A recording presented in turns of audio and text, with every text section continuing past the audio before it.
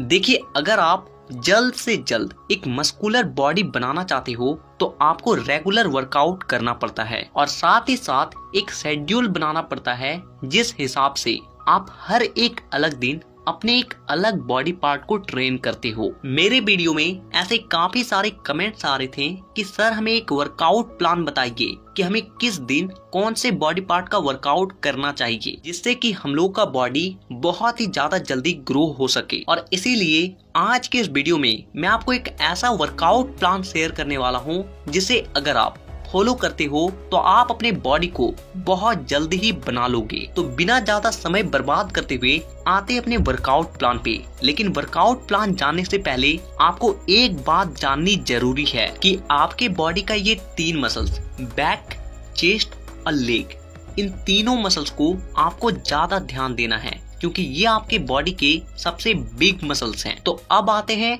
अपने workout plan पे।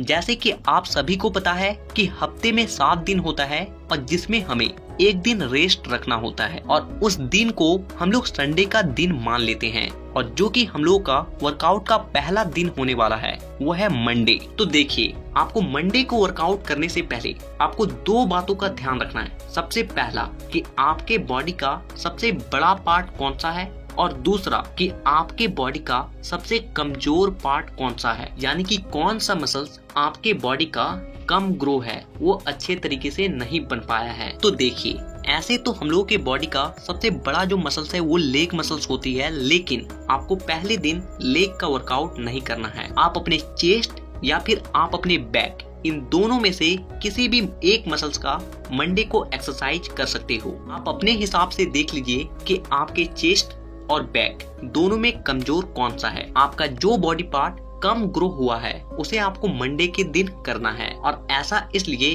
क्योंकि मंडे से पहले संडे आता है और उस दिन आपका पूरा बॉडी रेस्ट मोड में होता है और इसीलिए जब आप दूसरे दिन वर्कआउट करोगे तो आप अपने उस मसल्स को अपना पूरा 100% दे पाओगे और जिससे वो जल्दी से जल्दी ग्रो हो पाएगी। तो अब आते हैं हमारे वर्कआउट के दूसरे दिन यानी कि ट्यूसडे। इस दिन आपको करना है अपने बैक का वर्कआउट और अगर आप मंडे को बैक का वर्कआउट कर चुके हैं तो आपको ट्यूसडे को अपने चेस्ट का वर्कआउट करना है, यानी कि आप इन दोनों में से किसी को भी कर सकते हैं। आप अपने हिसाब से देख लें कि आपको किस बॉडी पार्ट को पहले दिन रखना है और किसको दूसरे दिन। तो अब आते हैं हमारे वर्कआउट के तीसरे दिन यानी कि वेडनेसडे।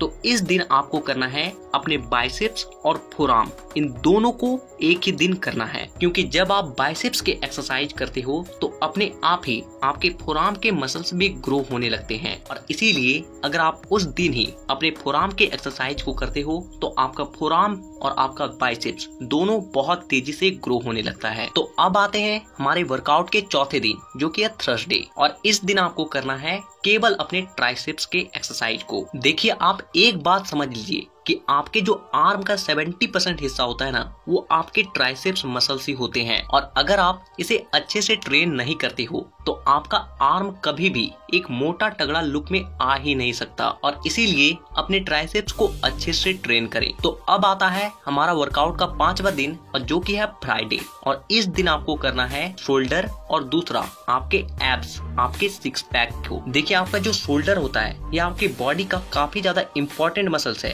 अगर आप इसे ट्रेन नहीं कर रहे हो तो आप कोई भी एक्सरसाइज सही से नहीं कर पाओगे क्योंकि अगर आपका शोल्डर स्ट्रांग है तो आप हैवी से हैवी वेट को भी आसानी से लिफ्ट कर पाओगे। और रही बात एब्स की तो आप इस दिन आसानी से अपने एब्स के वर्कआउट को कर सकते हो क्योंकि आपका जो शोल्डर है ये आपके अपर बॉडी में आती है और इसीलिए उस दिन आप अपने एब्स को अच्छे से ट्रेन कर सकते हो। तो अब आते हैं हम लोग अपने वर्कआउट के आखिरी दिन जो कि है सैटरडे और इस दिन आपको करना है अपने लेग के वर्कआउट को और प्लस में बाइसेप्स या फिर चेस्ट को। देखिए, आप में से ऐसे काफी सारे लोग होंगे जो कि लेग वर्कआउट को पसंद नहीं करते हैं क्योंकि इसमें बहुत ज्यादा पेन होता है, लेकिन आप एक बात ध्यान रखिएगा कि जब तक आप अपने लेग वर्कआउट को नहीं करते हो ना, तब तक आपका बॉडी बन ही नहीं सकता, क्योंकि बॉडी बनने के लिए एक बहुत ही इंपॉर्टेंट हार्मोन की नीड होती है और जो कि है टेस्टोस्टेरोन। और ये हार्मोन सबसे ज्यादा तेजी से तब रिलीज होती है जब आप लेग वर्कआउट करते हो। तो कभी भी